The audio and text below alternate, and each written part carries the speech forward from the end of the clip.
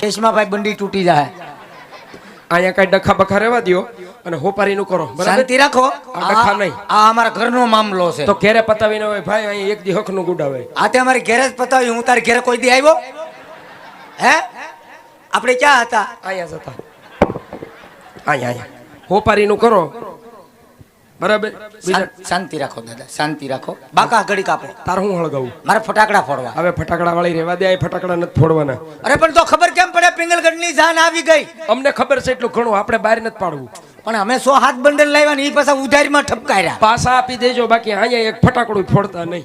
પણ તો તમારે કંકોત્રીમાં લખવું જોઈએ ને એવું. કંકોત્રીમ ક્યાંય જોયું ફટાકડા પ્રથા બંધ છે એવું? કે તમે લખતા હોય તો શું વાંધો આવે? ના ના, એ તમે લખો, અમ નથી લખતા. નથી ફોડવા દેતા? નહીં. કેમ? અમે મળો. જય શ્રી કૃષ્ણ બા. જય શ્રી કૃષ્ણ ભાઈ. વાત સાંભળી ફટાકડા ફોડવાનું મનાય છે? તમે વાત સાંભળીની બરાબર છે. અમારા રજવાડામાં